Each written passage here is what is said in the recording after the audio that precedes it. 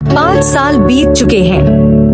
रघु और अंजलि की एक प्यारी सी बेटी है, कव्या, जो अब 4 साल की है। गांव में शांति है, लेकिन एक दिन कव्या अचानक रात को बोल उठती है, पापा, उस तहखाने में कोई मुझे बुला रहा है। अंजलि डर जाती है, पर रघु मानता नहीं। कव्या अचानक कुछ ऐसी चीजें जानने लगती है जो उसने कभी सुनी ही नहीं। वो रात को नींद में चलती है और बार बार पुरानी हवेली की ओर देखती है।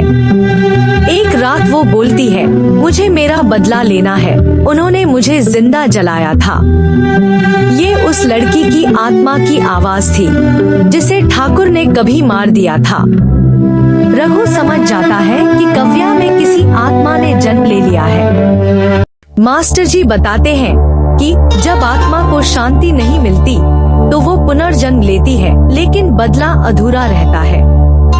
वकील गोविंद की पुरानी डायरी से पता चलता है कि ठाकुर की करतूतों का आखिरी गवाह एक और बच्ची थी, राधिका, जिसे जिंदा जला दिया गया था।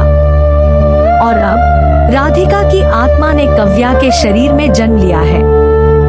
रघु को डर है कि कहीं उसकी बेटी बदले की आग में किसी निर्दोष को न मार दे। अंजलि की तबीयत बिगड़ने लगती है। कव्या की आंखें बदलती रहती हैं, कभी मासूम, कभी डरावनी।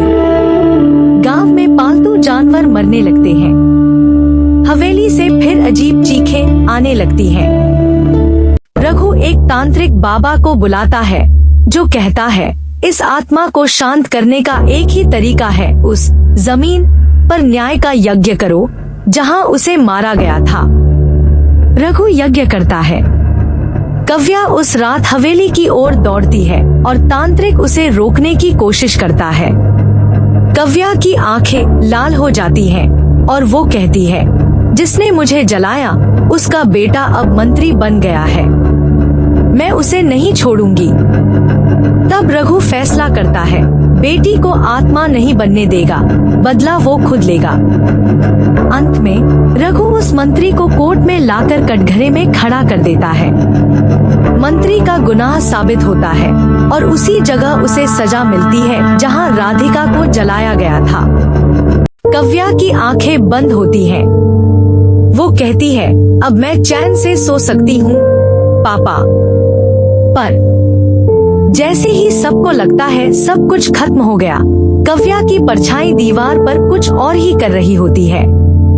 कव्या की आत्मा शांत हो गई थी, या सबको ऐसा लगा था, लेकिन परछाई अभी बाकी थी। रघु को शक होता है कि कुछ लोग गांव में अजीब व्यवहार करने लगे हैं। कभी शांत रहने वाला गांव अब डर से कांपने लगा है। मास्टर जी अचानक गायब हो जाते हैं। हर रात एक घर से चीख आती है। गांव का मंदिर अपने आप खुलता है, घंटी अपने आप बजती है। जो लोग कव्या से संपर्क में आते हैं, उनके सपने एक जैसे हो जाते हैं। एक लड़की आग में जलती हुई, और पूरा गांव उसे देख रहा है। रघु समझ जाता है, अब ये सिर्फ कव्या की आत्मा नहीं है, आत्माओं की फौज बन चुकी है।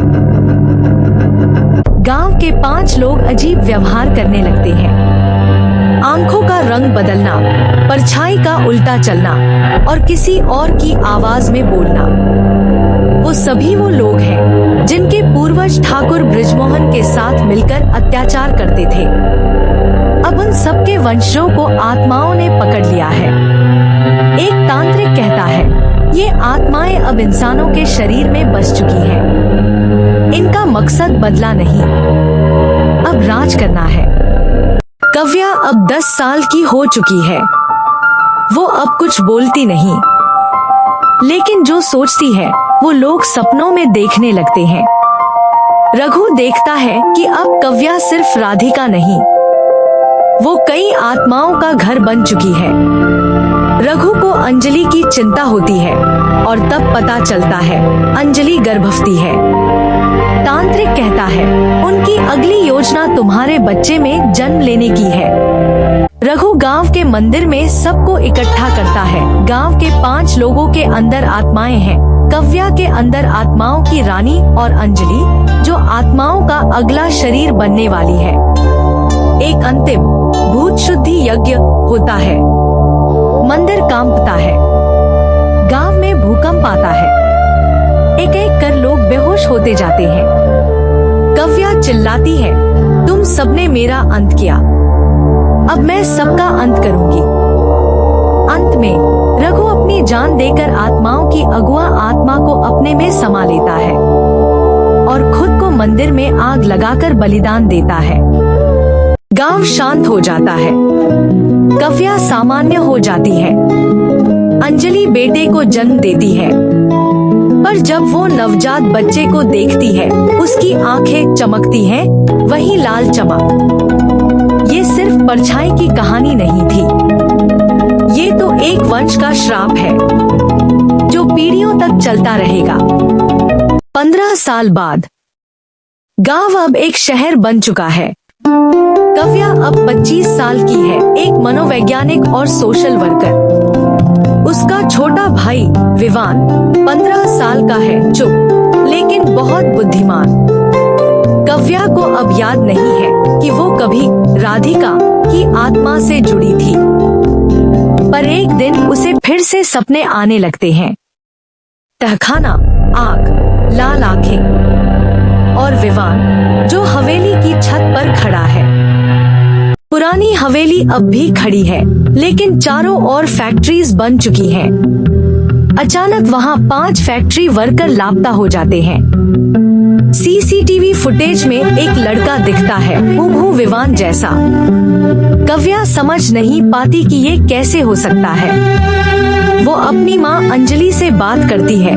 माँ बताती है, वो दिन याद है जब तू शांत हो गई थी। उसी रात तेरे भाई ने जन्म लिया था और तूने कहा था अब ये मेरा घर है। कव्या विवान के कमरे में एक डायरी पाती है। उसमें लिखा है, राधिका तो सिर्फ एक चेहरा थी, मैं तो वो आग हूँ जो सबको जला दूंगा। वो समझ जाती है विवान अब अंतिम आत्मा बन चुका है जो पूरी दुनिया से इंसानियत मिटाकर आत्माओं का नया वंश बनाना चाहता है। विवान गांव लौटता है, हवेली में फिर से रहना शुरू कर देता है। कव्या उसे रोकने जाती है तो वो कहता है, तू भी मेरी ही परछाई है दीदी, क्यों भूल गई? दोनों के बीच मनोवैज्ञानिक और आत्मिक युद्ध शुरू होता है। कव्या उसे समझाने की कोशिश करती है, जो हुआ वो गलत था, पर तुम सजा बनने की जगह उम्मीद बन सकते हो।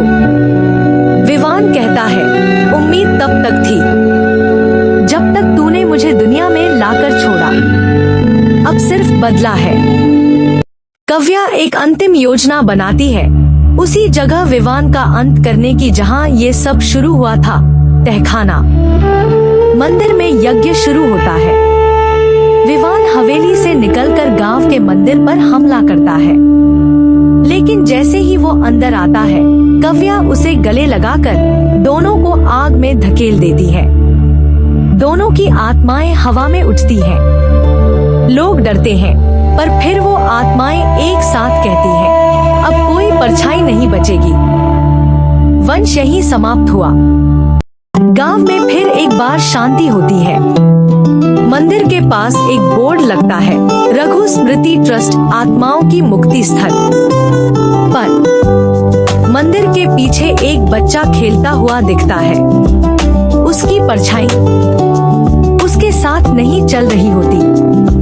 परछाई मिटती नहीं, वो बस अगली पीढ़ी के डर का इंतजार करती है। दोस्तों, अगर आपने इस वीडियो को यहाँ तक देखा है तो मैं आपको दिल से धन्यवाद कहना चाहती हूँ।